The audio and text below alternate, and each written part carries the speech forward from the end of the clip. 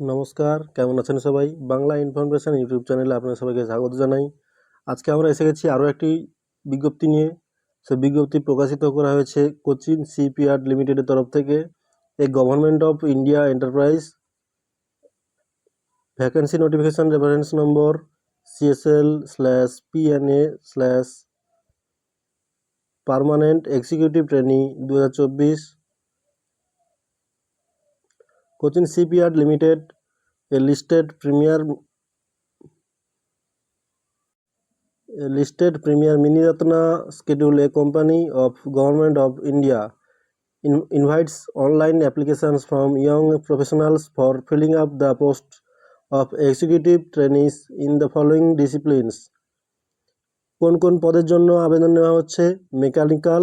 Educational qualification কী কী লাগছে? Degree in mechanical engineering with minimum of 65% marks from recognised university. অর্থাৎ mechanical পদের জন্য 65% নম্বর নিয়ে ইঞ্জিনিয়ারিং পাস করে থাকতে হবে।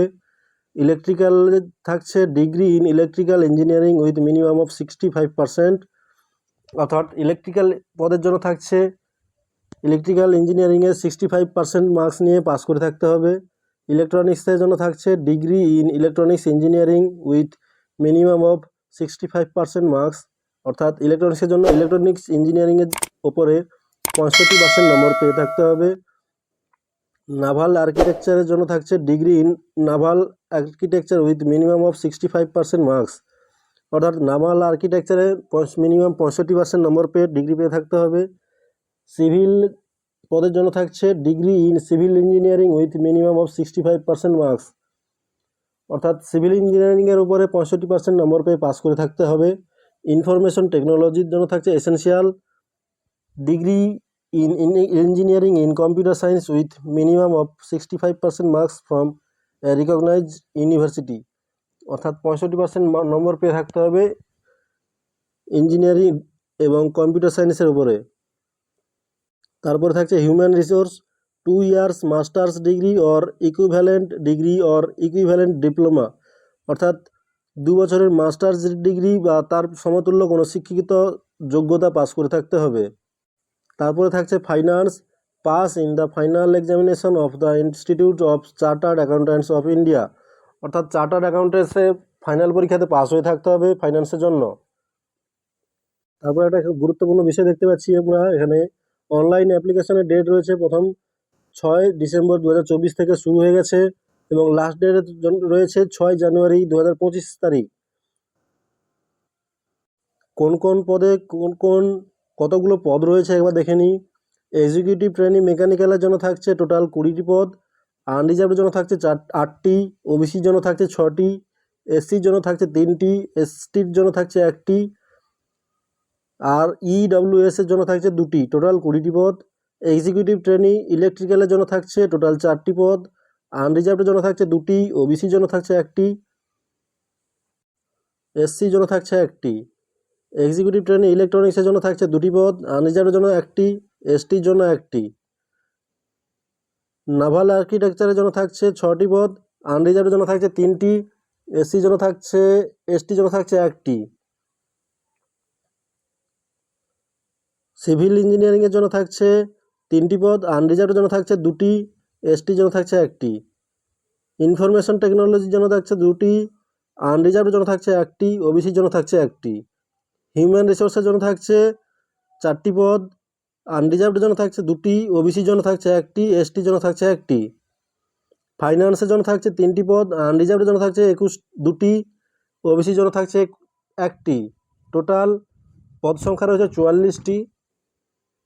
আনরিজার্ভের জন্য থাকছে 21টি পদ, ওবিসির জন্য থাকছে 10টি পদ, এসসির জন্য থাকছে 6টি পদ, এসটির জন্য থাকছে 5টি পদ, ইডব্লিউএসের জন্য থাকছে 2টি পদ। তারপরে আমরা দেখতে পাচ্ছি পে স্কেল কীরকমভাবে থাকবে।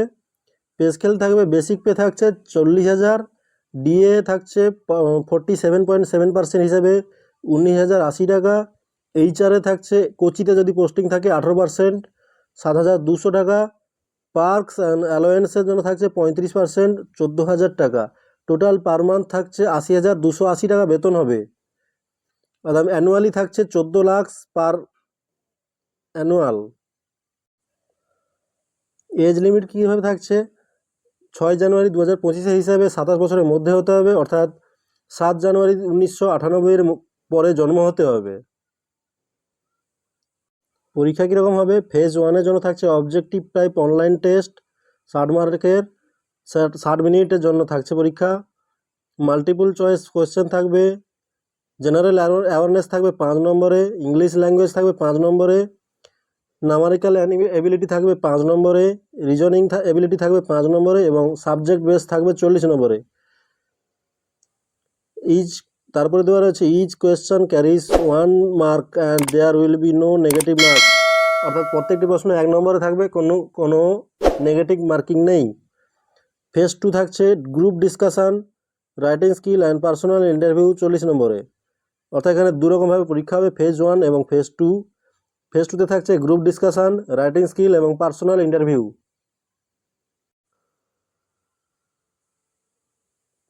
এখানে দেখতে পাচ্ছি অবজেক্টিভ টাইপ অনলাইন টেস্টের জন্য থাকছে 60 নম্বর, গ্রুপ ডিসকাশানের জন্য থাকছে 10 নম্বর, রাইটিং স্কিলের জন্য থাকছে 10 নম্বর, পার্সোনাল ইন্টারভিউর জন্য থাকছে 20 নম্বর, টোটাল 100 নম্বরের পরীক্ষা হবে।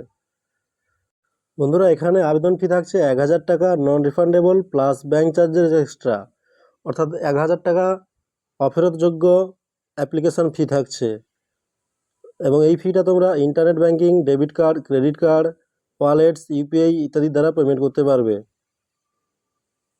বন্ধুরা, আবেদন যারা করতে চাও তারা আবেদন করে ফেলো। আবেদন প্রক্রিয়া খুব সহজেই শুরু হয়ে গেছে। যারা আবেদন করতে চাও তারা আবেদন করে ফেলো। আবেদন প্রক্রিয়া শুরু হয়ে গেছে 6 ডিসেম্বর 2024 থেকে এবং আবেদন চলবে 6 জানুয়ারি 2025 পর্যন্ত। তো বন্ধুরা, আমার এই ছোট্ট ইউটিউব চ্যানেলটিকে যাদের ভালো লাগলো ভিডিওটি, তাদের আমার ছোট্ট ইউটিউব চ্যানেলটিকে সাবস্ক্রাইব করো, লাইক করে পাশে থাকা বেল আইকনটিকে অন করে আমাদের সঙ্গে থাকো।